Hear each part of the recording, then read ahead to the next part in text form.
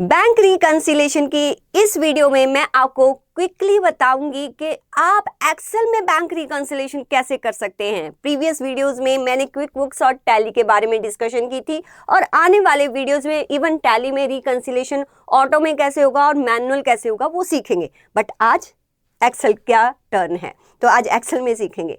Excel में ना बहुत सारे फंक्शन, बहुत सारे फीचर्स, बहुत सारे फॉर्मूलाज हैं जिसके थ्रू रिकंसिलेशन किया जा सकता है।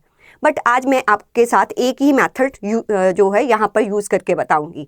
आपने ऑलरेडी मेरे साथ एक्सेल का reconciliation accounts receivable, accounts payables का ऑलरेडी सीएफएम में किया है, वो डिस्कशन नहीं करेंगे। आज पिवट टेबल के थ्रू सीखेंगे कैसे करना है। मैं आपको बताती हूँ। आपके पास आपका कैश बुक का डेटा होगा, जो भी आपकी कंपनी का डेटा जिसको बोलते हैं। फिर आपके पास बैंक स्टेटमेंट होगी। बैंक स्टेटमेंट ऐसे नहीं होती, मुझे पता है, ये आपको बनानी पड़ेगी। आपके पास जो भी पीडीएफ फाइल आई होगी ना, आप क्या करना, गूगल में जाना, वहां पर लिखना online P D F converter to Excel, और वहां पर आई लव पीडीएफ होता है, बस उसको क्लिक करना है।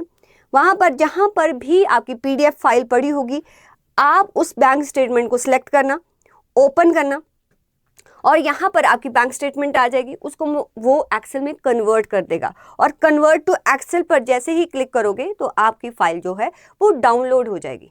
फिर उसमें जितने भी डिपॉजिट हैं वो सारे के सारे कॉपी करके, जो है जितने भी आपके बैंक के डिपॉजिट होंगे वो यहाँ पर पेस्ट कर देना, जितने भी आपके विड्रॉल्स होंगे वो भी आप यहाँ पर पेस्ट कर देना, राइट।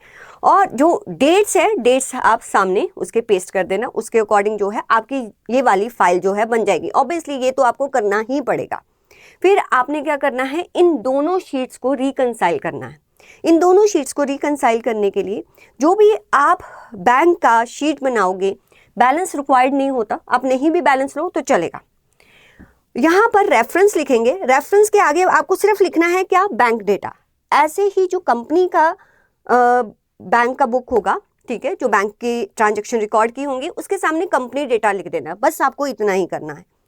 और जो यहाँ पर शीट है, इसके सभी डेट से लेके यहाँ तक सारा डेटा यहाँ से कॉपी कर लेना और आप इस शीट के नीचे पेस्ट कर देना। इस शीट के नीचे पेस्ट, जो डेट्स हैं ऊपर नीचे भी होंगी, कोई प्रॉब्लम नहीं है। फिर आपने क्या करना है, इस कंप्लीट डेटा को सिलेक्ट करके इसको टेबल की फॉर्म में चेंज कर लेना। कंट्रोल टी करके आप जो है टेबल की फॉर्म में इसको चेंज कर सकते हो, कंट्रोल टी, राइट। अब इस डेटा से हमें क्या बनाना है, इस वाले डेटा से हमें पिवट टेबल बनाना है। आप इस डेटा में कहीं पर भी कर्सर रख लीजिए। उसके बाद आप इंसर्ट में जाएंगे, पिवट में जाएंगे। पिवट में वो अपने आप कंप्लीट रेंज ले लेगा और ओके कर देंगे। इधर आ जाएंगे आप इस वाले में, ये देखो आपके ये जो है सारे फील्ड्स होंगे। आपने क्या करना है, जो डेट्स है ना उसको रोज में ड्रैग करके ड्रॉप कर देना है। जो आपका रेफरेंस होगा उसको कॉलम में रखना है।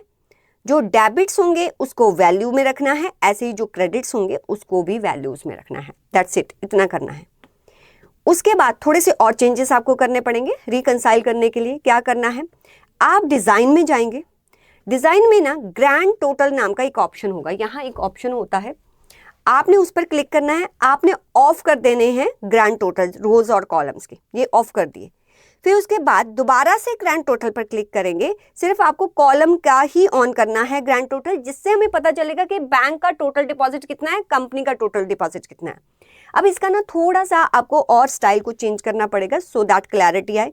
तो यहाँ से आप कोई ऐसा डिज़ाइन ले सकते हो जिसमें क्लैरिटी ज़्यादा हो। तो हम कोई भी डिज़ाइन यहाँ से देख लेते हैं। तो हमने मान लीजिए कि ये वाला डिज़ाइन लिया। अब जब ये डिज़ाइन है तो इससे देखो कि आपको क्लैरिटी ज़्यादा आएगी। मैं अगर थोड़ा सा यहाँ पर लार्ज करके दिखाती हूँ।